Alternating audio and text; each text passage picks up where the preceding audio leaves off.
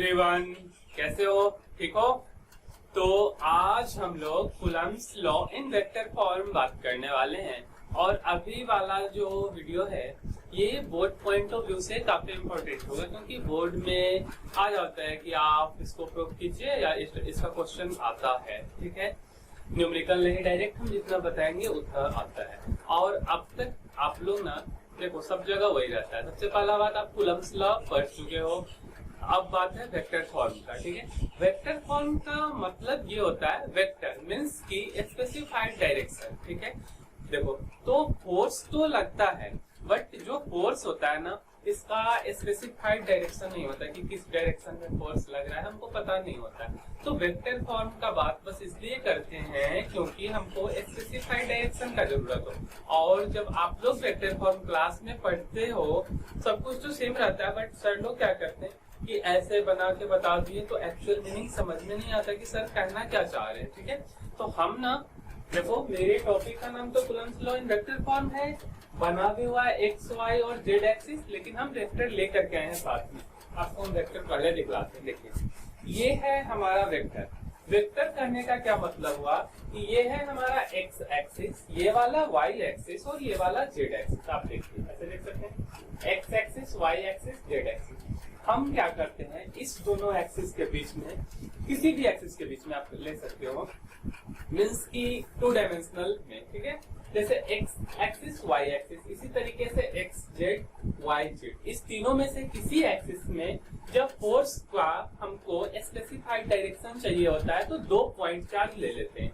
ठीक है, तो हम लोग क्या करते हैं कि एक्स वाई एक्सिस आप कोई भी ले सकते हैं, ये भी ले सकते हो, ये भी एक्सिस ले सकते हो। इस दोनों प्लेन एक्स वाई प्लेन के बीच में 2 पॉइंट चार्ज को प्लॉट कर देते हैं। सपोज कि 2 पॉइंट चार्ज हमारा यहाँ पे प्लॉट है। ठीक है, एक पॉइंट चार्ज हमारा यहाँ है और एक पॉइंट चार्ज यहाँ है। तो जो ओरिजिन से दूरी होता है ना, ठीक है, ओरिजिन यहाँ से जो दूरी होता है वो पोजीशन वेक्टर होता है। और उसके बाद क्या होता है, ये पॉइंट चार्ज यहाँ डाल दिए, यहाँ डाल दिए, इस पॉइंट चार्ज का ओरिजिन से दूरी पोजीशन वेक्टर, इस पॉइंट का फिर ओरिजिन से दूरी पोजीशन वेक्टर। और ये दोनों जो फोर्स लगाता है उसको हम लोग डायरेक्शन के फॉर्म में फिर बताते हैं कि क्या होता है। तो ये वाला जो है हमारा ये पोजीशन वेक्टर है, मीन्स कि यहाँ एक पॉइंट चार्ज है और एक पॉइंट चार्ज यहाँ है, और यहाँ ओरिजिन से जो डिस्टेंस है r1 और r2 ये पोजीशन वेक्टर है। ठीक है, इस टाइप से आप देखिए ऐसा कुछ। ठीक, हम अब आपको बताते हैं कि कैसे क्या होगा, आपको करना क्या है। देखिए सबसे पहला बात कि यहाँ पे आपका एक पॉइंट चार्ज है Q1। ठीक है, ये है आपका ओरिजिन, और यहाँ से आप क्या करोगे, एक पोजीशन, ये जो यहाँ ओरिजिन से Q1 का जो दूरी होगा ये होगा पोजीशन वेक्टर R1। इसको इस टाइप से लिखना है। और यहाँ पे क्या है, यहाँ जो है Q2 चार्ज है हमारा, Q2 चार्ज है, और ये जो है पोजीशन वेक्टर क्या है, R2 पोजीशन वेक्टर। ओरिजिन से जो दूरी होता है वो पोजीशन वेक्टर कहलाता है। ठीक है, अब आप बताओ, देखो ये क्या है ना कि दोनों लाइक चार्ज है, लाइक चार्ज का केस है। तो ये वाला इधर आएगा रिपेल करेगा, ये वाला इधर रिपल्सन क्रिएट करेगा। ठीक है, तो Q2 पे फोर्स लगेगा Q1 के वजह से, Q2 पे, क्योंकि लाइक है ये इसको रिपेल करेगा, अट्रैक्ट नहीं करेगा। तो जो हम लोग फोर्स का नेमिंग करते हैं वो कुछ इस टाइप से, Q2 पे लग रहा है, मीन्स F2 पे फोर्स लग रहा है 1 के कारण, इसका नाम देते हैं F21। सिमिलरली इसका नाम अब क्या देंगे, F12। ठीक है, अब रही बात डिस्टेंस का। ठीक, डिस्टेंस आप देखिए, यहाँ से फोर्स यहाँ तक लगा रहा है, मीन्स यहाँ से यहाँ तक जो फोर्स लगा रहा है Q1 वाला Q2 पे, इसको हम लोग लिखते हैं R, और 1 लगा रहा है 2 पे, R12। ठीक है, ऐसे पोजीशन वेक्टर ये भी हमारा हो गया।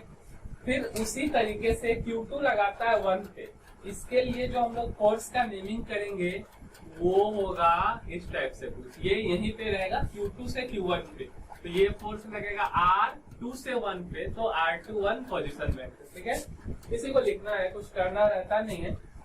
तो लिखेंगे कि हियर देखिए F21 is the force, here F21 is the force, F21 is the force किस पे लग रहा है, on charge Q2 on F21 is the force on charge Q2 by किसके द्वारा? Q2 पे फोर्स लग रहा है। F21 is the force on charge Q2 by charge Q1 by charge Q1। Q1 और Q2 क्या है? पॉइंट चार्ज है। F21 is the force on charge Q2 by charge Q1।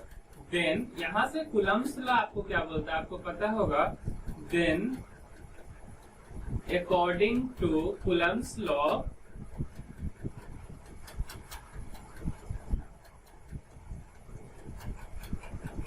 Coulomb's law आप जब यहाँ से फोर्स लिखेंगे तो आपका फोर्स होगा, कूलम्ब्स लॉ क्या बोलता है? F21 फोर्स लिखना है तो लिखेंगे 1/4πε0 Q1 Q2 और होता है R²।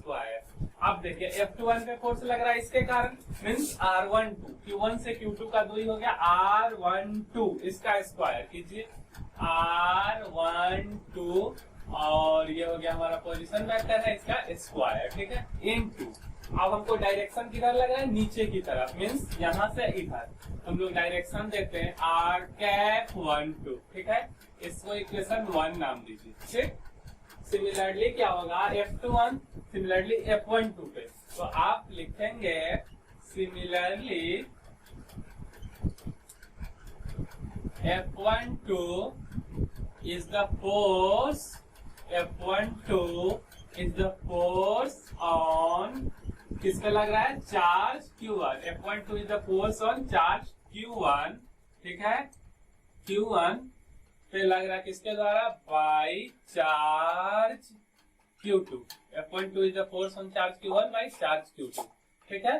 अच्छा, देन यहां से कूलम्ब्स लॉ बोलेगा, then according to Coulomb's law same हो जाएगा वही। Then according to Coulomb's law लिखेंगे आप F12 वेक्टर, F12 इसके लिए लिख रहे हैं F12 इक्वल टू लिखेंगे 1/4πε0 Q1 Q2 divided by R। अब यहाँ से दूरी ये वाला R21, R12 नहीं लिखेंगे, ठीक है। R21 वेक्टर, इस पोजीशन वेक्टर ये स्क्वायर और डायरेक्शन है ऊपर की तरफ, यहाँ से इधर, ठीक है। तो R21 कैप, ठीक। इस इक्वेशन को आप दूसरा इक्वेशन नाम दे दीजिए। अच्छा, एक बात बताइए, जो आपका R12 है ये है नीचे की तरफ और R21 है ऊपर की तरफ, मीन्स कि एक का डायरेक्शन इधर है तो दूसरे का इस साइड में, मीन्स ऊपर की तरफ, ठीक है। तो हम ऐसा नहीं लिख सकते फिगर को देख करके कि R12 position vector equal to R12 position vector equal to minus में R21 पोजीशन वेक्टर, ठीक है। या ऐसा भी लिख सकते हैं कि R21 position vector equal to minus में R12 पोजीशन वेक्टर, ठीक है। ये वाला, ये जो दोनों है इसको आप इक्वेशन 3 नाम दे दीजिए। चलिए अब क्या कीजिए, इसमें से किसी एक को आप सेकेंड में पुट कीजिए, सेकेंड वाले इक्वेशन में, ठीक है। चलिए हम इसी को पुट करते हैं, R21, इस दोनों में से आप किसी को पुट कर सकते हैं, हम इसको पुट करते हैं। तो F12 वेक्टर इक्वल टू हो जाएगा 1/4πε0 Q1 Q2, ठीक है। R21 है ना, R21 की जगह पे हमको डालना है माइनस में R12, ये वाला डालना है। माइनस R12 का जब स्क्वायर करेंगे तो कितना हो जाएगा? R21 की जगह ये डालना है तो पॉजिटिव ही रह जाएगा। R12 का पोजीशन वेक्टर का स्क्वायर, माइनस का साइन हट जाएगा और यहाँ पे क्या डालेंगे? R12, तो यहाँ पे R12 का कैप, ठीक है, R12 का कैप। इस इक्वेशन को आप नाम दे दीजिए चौथा, ठीक। अब क्या कीजिए, पहला ये है आपका, चौथा ये है, कंपेयर कीजिए। लिखिए, बोर्ड में आता है तो बोर्ड में ऐसे ही आपको लिखना है, कंपेयरिंग इक्वेशंस 1 and 4। पहला और चौथा को आप कंपेयर कीजिए, ठीक है। आप देखिए, पहला है F21, ठीक है, और यहाँ पे है हमारा F12, ठीक। F12 तो देखिए आप सब कुछ यहाँ हो गया 1/4πε0 4πε0 Q1 Q2, यहाँ R12 का स्क्वायर ये भी सेम है, R12 कैप यहाँ माइनस R12 कैप, यहाँ बस ये दोनों का डिफरेंस है। मीन्स आप ऐसा लिख सकते हैं क्या, F21 vector equal to minus of ये इसका माइनस ऑफ F12 वेक्टर, यही तो हमको चाहिए था। देखिए ठीक है, F21 vector equal to minus of F12 vector, इसको आप इक्वेशन 5 मान लीजिए। ठीक है, 5। अब इतना ही रिजल्ट हमको चाहिए, और इसके बाद हम बात करेंगे एक्सटेंडेड फॉर्म में। तो पहले आप इसको लिख लीजिए, फिर इसको हम रफ करते हैं। ठीक है, चलिए इसको लिख लिए, अब इसको रफ कीजिए। ठीक है, चलिए बस इक्वेशन को आप ध्यान में रखिएगा।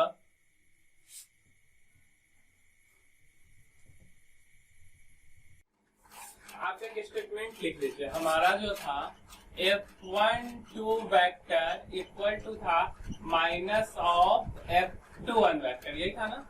F12 इक्वल टू क्या था, F12 इक्वल टू था माइनस ऑफ F21 वेक्टर, इसको हम इक्वेशन 5 नेम दिए थे। ठीक है, इस यहाँ से आपको क्या पता चलता है, यहाँ से आपको बस यही पता चला जो फोर्स लग रहा है एक दोनों पे, मीन्स की पॉइंट चार्ज Q1 और Q2 पे, वो फोर्स इक्वल इन मैग्नीट्यूड है और अपोजिट इन डायरेक्शन है।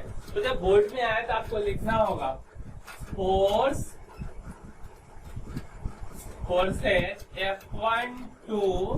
F12 and F21 are equal in magnitude, but opposite in direction. Are equal in magnitude, but opposite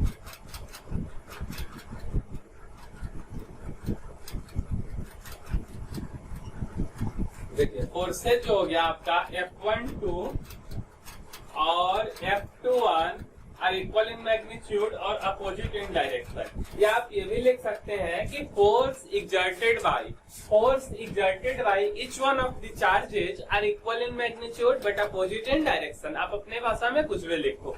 ठीक है, अब हम बात करते हैं इसी को थोड़ा वेक्टर फॉर्म में स्पेसिफाइड डायरेक्शन के साथ देखते हैं, क्योंकि मेरा मेन कंसेप्ट क्या था कि हमको जो वेक्टर फॉर्म में बात करें, ऐसा नहीं कि कूलम्ब्स लॉ हम पढ़े नहीं, कूलम्ब्स लॉ तो पढ़ लिए, हमको स्पेसिफाइड डायरेक्शन मींस की वेक्टर फॉर्म में बात करना था। ठीक है, तो अब हम देखते हैं, इसको लिखते हैं एक्सटेंडेड वेक्टर फॉर्म। ठीक है,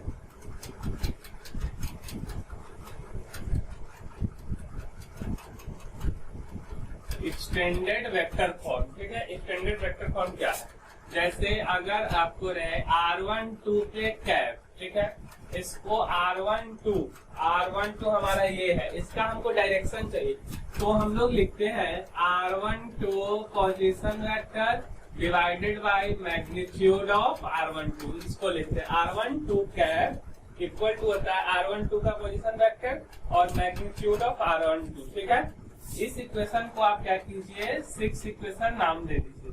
ऐसे इसका ये हो गया। ठीक है, अब आप थोड़ा सा डायग्राम को देखिए। इस डायग्राम में R12 यहाँ है, ओरिजिन से लेकर के हम इस ट्रायंगल का सपोज बात कर रहे हैं, ये वाला ट्रायंगल। ठीक है, इस ट्रायंगल में आप बोलिएगा तो वेक्टर में आपको पता है कि क्या होता है, यहाँ से यहाँ तक जुड़ेगा, फिर टेल और यहाँ हेड हो गया और यहाँ पे टेल है, फिर क्या हो गया कि इस वाले वेक्टर R12 का टेल यहाँ है तो सेम डायरेक्शन उसके बाद अपोजिट हो जाएगा। आप इसको लिखिए, आपको पता है ये वाला चीज कि R1 वेक्टर प्लस में R12 वेक्टर और यहाँ पे आप देखिए ये वाला जो है, ठीक है, ये इधर से जा रहा है, मीन्स की माइनस में R2 वेक्टर इक्वल टू 0। ठीक है, यहाँ से क्या मिला, R12 vector equal to R2 vector minus में R1 वेक्टर। ठीक है, इसको आप इक्वेशन 7 नेम दे दीजिए। अच्छा, ठीक, ये जो 6 वाला है इसको आप फर्स्ट इक्वेशन में पुट कीजिए। फर्स्ट इक्वेशन आपको याद होगा, पुटिंग 6 इन इक्वेशन 6 वाले के वैल्यू को इन इक्वेशन फर्स्ट में पुट करना। तो हम फर्स्ट वाला लिख देते हैं, आपको रिकॉल कराते हैं। F21 था, sorry, F21 vector equal to क्या था, 1/4πε0 Q1 Q2 और डिवाइडेड में क्या था, डिवाइडेड में R12 पोजीशन वेक्टर का स्क्वायर और R12, यही था ना। इसमें हमको इसका वैल्यू पुट करना है R12 का, ठीक है। तो आप इसको जब पुट करेंगे तो क्या लिखेंगे, आप बताइए। 1/4πε0 Q1 Q2 R12 position vector का स्क्वायर और R12 कैप का वैल्यू कितना है, R12 और डिवाइडेड बाय क्या है, मैग्नीट्यूड। आप इसको ऐसे लिखे ना, R12, ठीक है। ये किसके बराबर हो जाएगा, ये मल्टीपल हो जाएगा। इक्वल टू आप लिख सकते हैं 1/4πε0 Q1 Q2 और R12 का स्क्वायर और R12, ठीक है। इसको आप ऐसे लिख दीजिए। ये जब गुना होगा तो क्या होगा, R12 इसका स्क्वायर था, अब हो जाएगा Q इंटू R12 वेक्टर, ठीक है। ऐसा ही है R12 और ये R12 का क्यूब और ये हो गया आपका R12 वेक्टर। चलिए अब आप क्या कीजिए, R12 का वैल्यू यहाँ से आप पुट कर दीजिए, ठीक है। R12 का वैल्यू आप इसको थोड़ा सा रफ या साइड में आप लिख दीजिए, ठीक है। तो जब इसका वैल्यू पुट करेंगे तो क्या होगा कि F21 इक्वल टू हो गया 1/4πε0 Q1 Q2 ठीक है। और यहाँ है R12 का होल क्यूब। R12 का वैल्यू है R2 position vector minus R1 position vector, इसका होल क्यूब। आप लिख सकते हैं R2 minus R1 position vector, इसका होल क्यूब, ठीक है। उसके बाद है R12 वेक्टर, ठीक है। और R12 आप इसको ऐसा लिख सकते हैं R2 पोजीशन वेक्टर माइनस में R1 पोजीशन वेक्टर, ठीक है।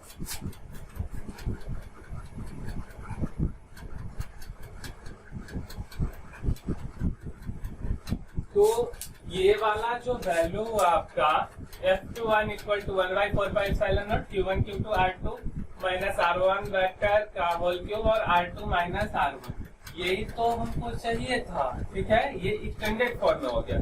इसी तरीके से आप 7th इक्वेशन तक पहुंच चुके हैं। हम लिखे R12 कैप, अब बात करते हैं R21 कैप का। इसको रब करते हैं, ठीक है। R12 के साथ अब हम थोड़ा बात कर लेते हैं R21, इसको नोट कीजिए आप।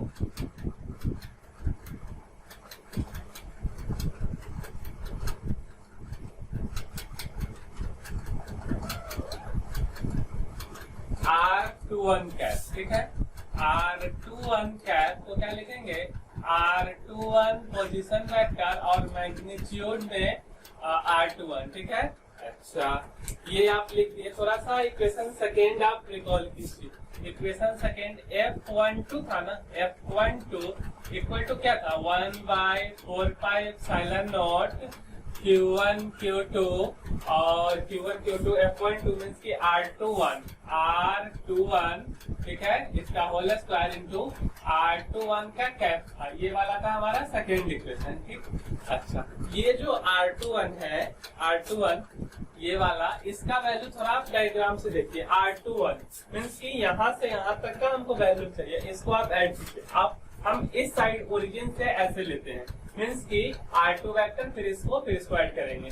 तो आप लिख सकते हैं R2 पोजीशन वेक्टर प्लस में ये वाला R21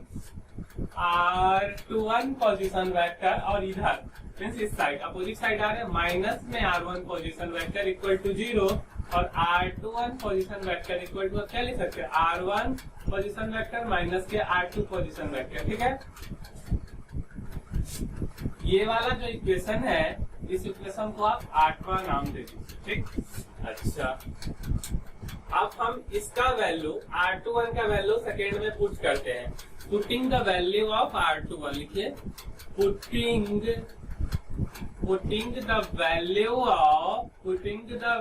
ऑफ R21, ठीक है। R21 R21 in equation second equation में आप पुट कीजिए, putting the value of R21 in equation second. चलिए इसमें पुट करेंगे F12 position vector equal to हमारा हो जाएगा 1/4πε0 Q1 Q2 R21, और आप ऐसे लिखिए R21 वेक्टर इसका स्क्वायर इंटू R⁻21 है ना, इसको आप लिख सकते हैं R21 position vector divided by R21, इसका मैग्नीट्यूड है। ठीक है, तो इसको आप लिख सकते हैं कितना 1/4πε0 Q1 Q2, ये दोनों को गुना कीजिएगा तो R21 पोजीशन वेक्टर का होल क्यूब, और इधर हो गया वेक्टर R21। ठीक है, अब हम क्या करते हैं, 8वां वैल्यू को इसमें पुट करते हैं। ठीक है, 8वां वाले वैल्यू को R21 के जगह पे, तो जब हम इस वैल्यू को पुट करेंगे मीन्स की F12 फोर्स में, तो हमारा आ जाएगा 1/4πε0 Q1 Q2, और R21 का वैल्यू डालेंगे तो R1 पोजीशन वेक्टर माइनस के R2 पोजीशन वेक्टर, और डिवाइडेड बाय इसका क्यूब है R1 minus R2, R1 position vector minus के R2 पोजीशन वेक्टर, और इसका होल क्यूब। ठीक है,